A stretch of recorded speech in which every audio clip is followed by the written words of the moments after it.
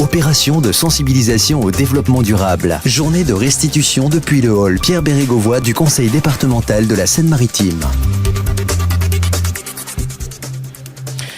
Bonjour, bienvenue au sein du conseil départemental où nous sommes accueillis dans le hall Bérégovoy pour parler développement durable, travail effectué tout au long d'une année par une vingtaine de collèges du département Seine-Maritime, un travail de restitution que nous allons découvrir avec vous.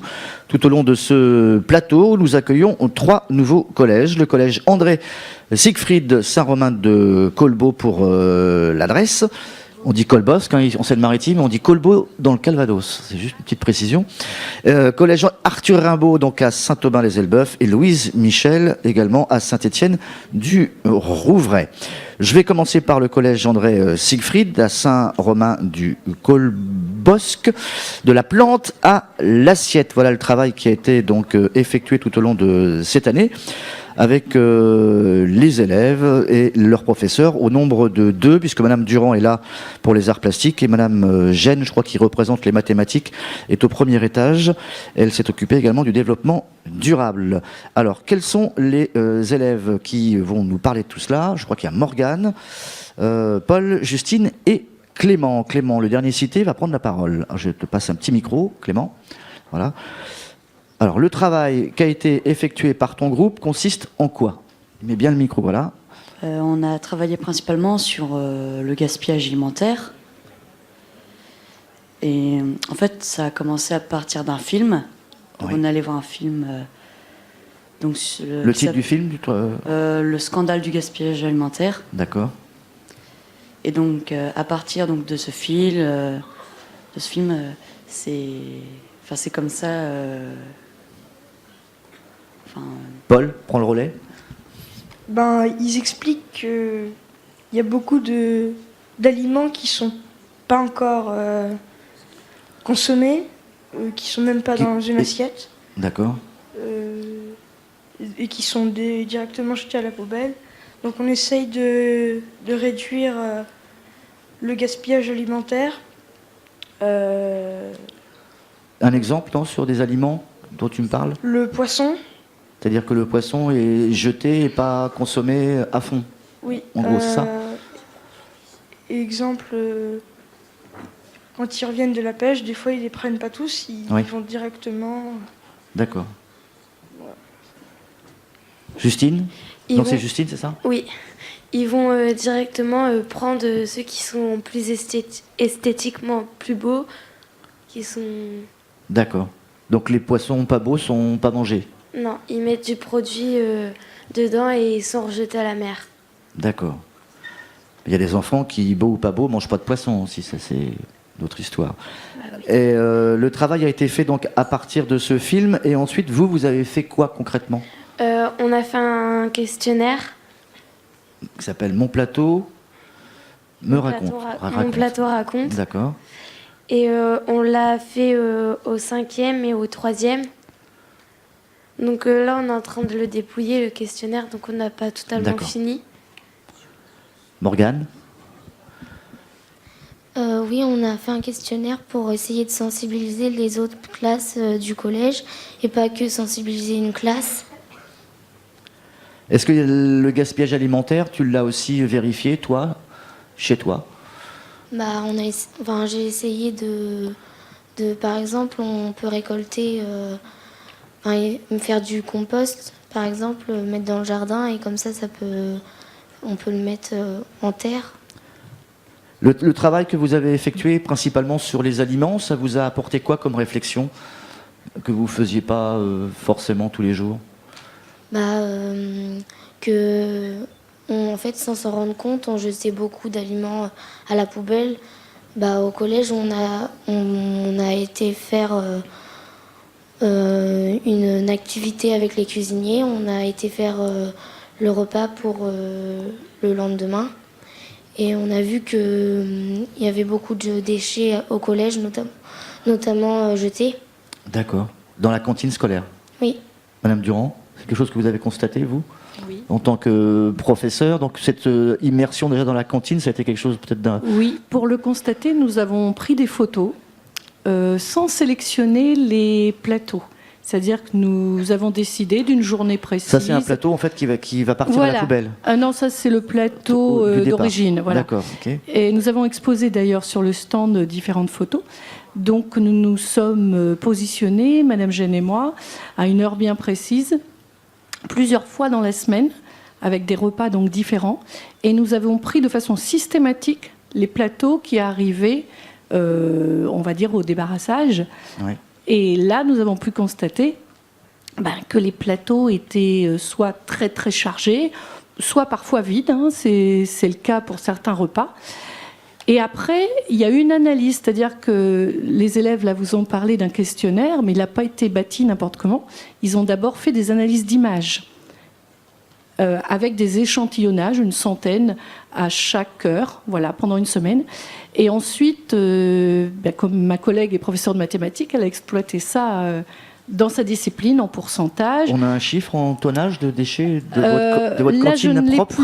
Je ne l'ai plus en tête par jour, mais ce qui nous intéresse, c'est de remédier à cela. Et les élèves ont déjà trouvé des petites choses, parce que ça commence par des petites choses, qui pourraient changer. Parce que c'est un projet que nous allons mener à long terme. Et nous avons été aidés par Carder, qui est venu 4 fois faire des animations très intéressantes, notamment un jeu de rôle fabuleux. Donc les élèves pourront vous en parler. Et ça s'inscrit dans tout un contexte, puisque c'était notre fil rouge de cette année. Mais ce qu'ils ne vous ont pas dit, c'est que c'est une classe qui a une option développement durable. D'accord. Donc eux, ils ont une particularité. Ils ont choisi de faire cette classe. Ils ont une option tous les vendredis après-midi. Et donc, ils rencontrent beaucoup d'animateurs. Ils réfléchissent sur beaucoup de choses. Et nous avons toujours l'axe de la biodiversité. D'accord. Et là, cette année, nous avons mis l'accent plus sur le gaspillage alimentaire. Qui veut me parler du jeu de rôle que vous avez fait ou d'autres choses éventuellement? En fait, Natalia nous a distribué des cartes. Et par exemple, il y avait un personnage, donc moi j'étais Monsieur la Bonne Bouffe, j'étais le cuistot. Et en gros, il fallait dire si on était pour le gaspillage, si on était contre ou si on était pour... normal, les deux. Et après, il fallait défendre... Paul, ce jeu de rôle, tu y as participé aussi ou... Oui, Ouais. toute la classe. D'accord. Et tu avais un rôle particulier? C'était Adèle Lunette, c'était une animatrice. Ouais. Et on devait... on avait des idées et on devait les dire comme si on était dans une sorte de conseil. Clément? Donc on était dans un conseil et en fait en bas de la carte il y avait ce que le personnage pensait et les idées qu'il pouvait apporter. C'est vrai que parfois il y avait de très bonnes idées. D'accord. Notamment, en fait c'était par binôme. Donc Paul et moi on était ensemble. Et nous par exemple notre personnage avait eu l'idée d'un bar à légumes pour la cantine. Un bar à légumes. Très bien. Bon. On va passer à un autre collège, Louise Michel, pour les déchets plastiques. Comment ça s'est passé ce travail? Quels sont les... Je vais vous passer un petit micro là. Les déchets plastiques, donc un travail qui a été mené toute l'année. Quels sont les élèves qui vont intervenir? Ton prénom? Oda. Oda. Alors dis-moi, comment ça s'est passé? La première fois, on a fait des expériences et on s'est rendu compte qu'il y avait beaucoup de plastique. Il y avait du plastique caoutchouteux, du plastique dur. Et puis après, là, on s'est rendu compte que le plastique, ça existe depuis la préhistoire. Ouais. Et jusqu'à aujourd'hui. D'accord. D'accord. On arrive à suivre. Ensuite, ton voisin, ton prénom? Mathéo. Ouais. Donc d'abord on a pris des sacs plastiques, puis on les a découpés pour en faire des bobines comme de la couture. Puis on a tissé donc là le support c'était un gobelet. Lève plus haut. Donc ça c'est un bouquet de fleurs en plastique recyclé. Oui, voilà. D'accord. Et on a tissé autour du gobelet. Et voilà. Ok. Michael. Ok, Michael. Bah, on a pris des bacs d'eau, on a fait couler les plastiques pour voir s'ils coulaient ou ils flottaient, D'accord. s'ils tenaient dans l'eau ou ils tombaient au fond.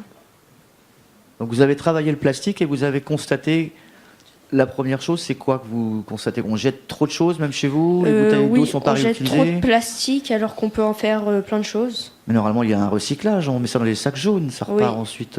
Oui, sauf qu'il y en a plein qui ne le font pas. Ouais. Et du coup, bah, le plastique est perdu. Et c'est pas bien. Madame la professeure, Oui, bonjour.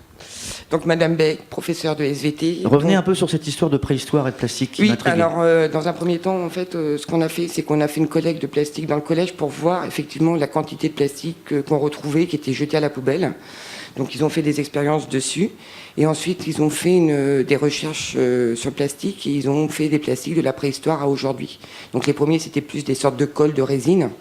Et après, ils ont vu toute l'évolution, toutes les créations du plastique, polystyrène, etc. D'accord. Jusqu'à aujourd'hui. Je pense qu'ils ont vu aussi que l'évolution du plastique rentrait dans le quotidien de tous les jours, dans les vêtements, Oui. dans le textile, etc. Vêtements, enfin tout ce qui était, comment le plastique a envahi finalement nos vies. Et effectivement, après, dans une troisième phase, ils ont fait la valorisation du plastique, c'est-à-dire qu'en utilisant des sacs plastiques qui ne sont pas recyclables, finalement, qu'on pouvait en faire effectivement des bobines et tisser sur un support quelconque en carton et pour en faire un autre objet. Donc ça, c'est un travail qui a été fait essentiellement, on le suppose, en cours de chimie, non? Non, Pas forcément. non, en SVT.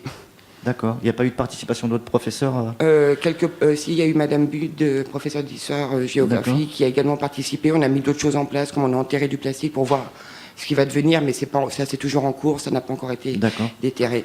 Vous avez un rendu de ce travail-là, un diaporama ou une expo que vous avez faite? Vous comptez faire quelque chose On va exposer notre travaux, enfin ce qu'on a exposé aujourd'hui, on va l'exposer à la journée porte ouverte du collège le 13 juin. Et l'année prochaine, comment ça se passe alors? Est-ce que ça se suit? Est-ce que ça va être, le relais va être passé à d'autres élèves? Alors je pense que d'autres élèves travailleront, puisqu'on aurait dû travailler en partenariat avec le Sénégal, et ça ne s'est pas fait pour diverses raisons. Enfin, il y a eu un petit empêchement du côté du Sénégal, et donc on a quand même envoyé ce que les élèves ont fait cette année au Sénégal, et on va essayer de reprendre contact avec eux pour continuer.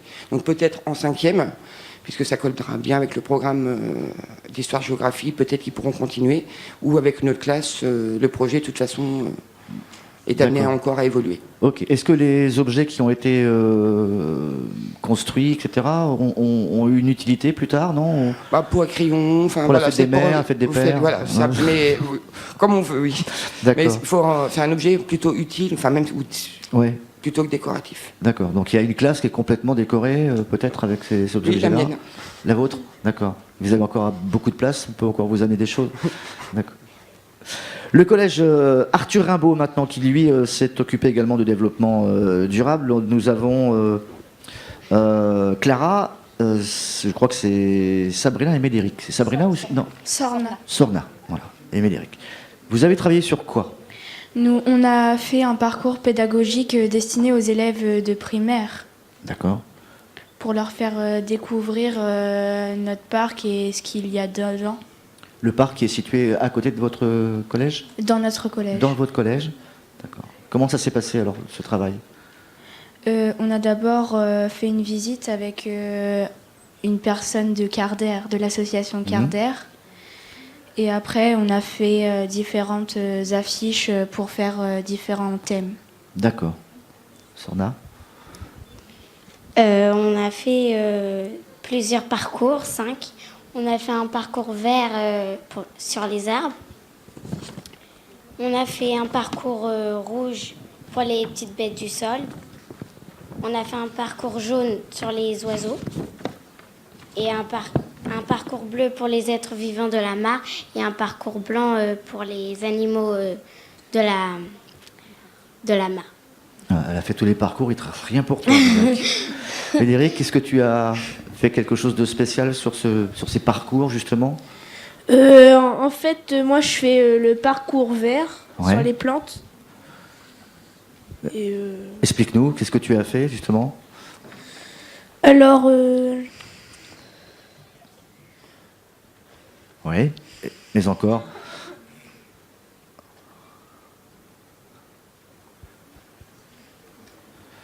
Mon collègue, il me dit que tu as encore 10 secondes. Parcours vert, donc ça c'est les plans, c'est-à-dire que vous avez travaillé ensemble pour mettre des indications et des panneaux indicateurs sur ce qu'on pouvait trouver à tel endroit, plantes, arbres, végétation. Oui, c'est ça. Super. Sorna, à part le parcours vert, qu'est-ce qui a été le plus passionnant à faire? Qu'est-ce qui t'a plu toi le plus? Moi j'ai fait le parcours rouge sur les petites bêtes du sol. Ouais. Voilà. Bah ouais. Les petites bêtes du sol. Oui. D'accord. Est-ce que tu as été obligé d'aller les chercher, les petites bêtes du sol? Oui, on a dû prendre dans un récipient du sol par terre Ouais. et après mettre dans une espèce de petite boîte. Et comme ils craignaient la lumière, ils sont descendus dans l'autre boîte et on a eu plein de petites bêtes du sol. Elles ont un nom, ces petites bêtes? Il y en a plusieurs, ouais. Ouais. C'est quoi les plus sympas? Je sais pas, il y en a aucune. T'as vu des vers de terre? Oui. Ouais. Tu leur as donné un prénom? Non. Ah non. Qu'est-ce que vous avez fait d'autre? Il y a des fleurs aussi dans votre parc? Oui, il y a des fleurs, ça fait partie de la végétation. Et puis? Il y a des arbres, il y a plein de... Est-ce qu'on a reconnu, on a travaillé sur la connaissance des arbres plantés, etc. Oui, on est allé avec au CDI pour faire des recherches et faire des fiches d'identification des arbres et de leurs fruits. Madame Pépin, est-ce qu'ils ont tout bien expliqué? Oui, c'était assez complet. En fait, en gros, un parc avec une découverte de toute sa biodiversité, du sous-sol jusqu'à la cime des arbres. Voilà, c'est ça. En fait, on a la chance d'avoir un collège où il y a un parc qui appartient donc à l'espace du collège. Donc l'année dernière, on avait refait la mare qui était à sec, donc on avait fait une restauration. Là, la mare est actuellement en eau, donc on a des animaux, on a des amphibiens, etc. Et donc l'idée, c'était d'exploiter à fond ce lieu-là qui était un peu inexploité jusque-là, enfin pas assez exploité en tout cas, et le mettre à destination des autres élèves du collège, notamment les autres classes de 6e, mais aussi en faire profiter les classes de primaire de la commune. Donc là, actuellement, on a fait une brochure de publicité, en quelque sorte, et on est en train de démarcher les écoles primaires avec les différents parcours qu'on a faits, ces parcours-là étant adaptables en fonction du niveau des élèves de primaire. Donc on va par exemple demander des choses un petit peu plus faciles aux élèves des petites classes de primaire et des choses un petit peu plus compliquées au CM2. Donc là, les 6e actuellement sont prêts à accueillir les élèves de primaire, donc pour leur présenter les différents projets qu'ils ont réalisés. Donc là, c'est pas un travail sur le gaspillage, c'est plutôt un travail sur la biodiversité. Voilà. Et faire attention au monde qui nous entoure, etc. Une prise de conscience de la diversité et du respect des êtres vivants, notamment des amphibiens de la mare qui sont protégés. D'accord. Voilà. Et pourquoi cette torture avec les vers de terre? On les a pas torturés, hein. D'accord. Pas du tout, ils sont encore en vie. Ça a été important de découvrir qu'il y avait aussi une vie. Les enfants connaissent pas forcément ce qui se passe. Oui, alors des fois, pieds. ils ont des connaissances, mais ils en ont peur. Donc en fait, c'est aussi une idée de se dire, finalement, il y a de la vie sous la terre, etc. Mais c'est pas parce que c'est des petites bêtes qu'elles sont un peu répugnantes comme ça qu'elles sont pas utiles. Donc c'est un travail que vous avez mené dès le début de l'année scolaire précédente. Est-ce que les saisons ont été importantes pour justement ce travail? Disons qu'en fait l'année dernière c'était pas avec les mêmes classes, c'était une autre classe de 6e, donc c'était vraiment le projet sur la mare. Ouais. Là cette année c'est sur le thème des différents parcours. Donc là on est prêt au mois de juin, Et puis évidemment ça c'est évolutif puisque les parcours en fonction des saisons, on va pas trouver forcément les mêmes fruits, les feuilles, etc. Aux différentes saisons. Alors les arbres justement, vous parliez de fruits, quelles sont les essences d'arbres que vous avez dans ce parc? On en a beaucoup, on a des chênes, on a des érables, platanes, bouleaux, charmes, hêtres, on a des quantités. Arbres fruitiers? Oui, on a des cerisiers, on a un ginkgo, on a, je vais en oublier, figuier, mûrier, voilà. Un bon laboratoire riche, pour les allergiques au pollen, quoi. Tout ça, c'est super. Qu'est-ce que vous pensez, Madame Ferry, justement, de ce travail sur la biodiversité? On a vu le plastique, et puis on a parlé également donc, de différentes façons de faire attention au gaspillage alimentaire, et on s'aperçoit que nos cantines ne sont pas en haut de la pile, en tout cas comme étant les bons élèves. Je trouve que c'est extrêmement intéressant, et puis ce que je trouve aussi très remarquable, c'est l'engagement des jeunes, la prise de conscience qui qu'ils ont, et puis c'est toute la démarche, toute la façon dont ça se met en place. Madame parlait des échantillonnages qui ont été faits. Enfin, il y a une analyse vraiment en mode projet, quoi. C'est pas juste on regarde comme ça et puis on dit non, faut pas gaspiller. Il y a vraiment toute une démarche de travail co-construit et que je trouve vraiment très chouette. Travail sur le plastique, là, comme en Afrique, disait-il? Sur le plastique, oui. Alors moi, j'ai hâte de voir l'année suivante avec les liens qui pourront se créer avec le Sénégal, parce que c'est effectivement une problématique aussi en Afrique de l'Ouest, partout, vraiment importante, avec surtout les petits sacs plastiques noirs qu'on trouve absolument partout et qui polluent beaucoup la nature et qui rendent malades les animaux qui les mangent. Enfin, c'est un vrai problème. Et je pense que de pouvoir échanger entre des collégiens d'ici et des collégiens du Sénégal, ça peut être vraiment un enrichissement super. Et voilà. Par rapport à la cantine, on s'aperçoit qu'en Europe, peut-être, on a trop tendance à gaspiller parce qu'on est des privilégiés. Je pense qu'il n'y aurait pas ce genre de choses dans une cantine africaine, quoi. Ça serait vraiment jusqu'au bout. Quand il y a des cantines, ce qui n'est pas toujours le cas. Mais oui, c'est vrai que les démarches sont différentes. Et c'est pour ça aussi que c'est très intéressant de confronter les expériences avec des collégiens d'autres pays, parce qu'ils ont aussi des choses à nous apprendre et on peut aussi s'inspirer de la façon dont ils font, eux, dans leur pays. Vous qui avez un regard international, est-ce qu'il y a quelque chose qui ne s'est pas encore fait, qui pourrait se faire sur le développement durable avec vos propres yeux, vous qui avez justement cette confrontation avec un autre monde de l'autre côté de l'océan, de la Manche? Je pense qu'il y a énormément de choses. Là, pour parler du dernier projet sur les parcours pédagogiques, je trouve que c'était hyper intéressant aussi cette dimension de dire on va présenter nos parcours aux élèves de primaire. Enfin, là encore, on est dans le partage, dans le vivre ensemble. Enfin, on ne s'occupe pas que de notre petite personne et de notre petite classe. On est vraiment tourné vers l'extérieur et vers des enfants d'un autre âge, et je trouve que c'est vraiment extra. Et à l'international, on pourrait aussi imaginer des questions sur ou des projets en commun sur l'intergénérationnel, par exemple, qui est une thématique qui n'a pas été évoquée aujourd'hui, mais puisque vous me demandez la place des personnes âgées dans la société, comment ça se passe en Afrique, comment ça se passe en France, les réponses apportées ne sont pas les mêmes. Voilà, il y a beaucoup de pistes de projets possibles. Très bien. Est-ce que l'un des élèves veut rajouter quelque chose? Je t'ai fait peur, excuse-moi. Non? Là-bas? Non plus? Vous avez tout dit? Qu'est-ce que vous allez faire de votre... C'est le micro, la petite demoiselle là-bas, de ton petit verre avec ton petit oiseau. C'est quoi? J'ai pas vu. Montre à tout le monde ton... Voilà. Alors ça représente quoi, ça? C'est juste un gobelet et on a tissé avec. Ouais, et l'oiseau, c'est? C'est de décoration. Il a un nom, cet oiseau, ou pas? Non, pas. On sait pas trop. Enfin, non, pas particulièrement, mais j'ai oublié de signaler que c'est quand même avec l'association Résiste qui nous a appris à tisser, donc ressourcerie D'accord.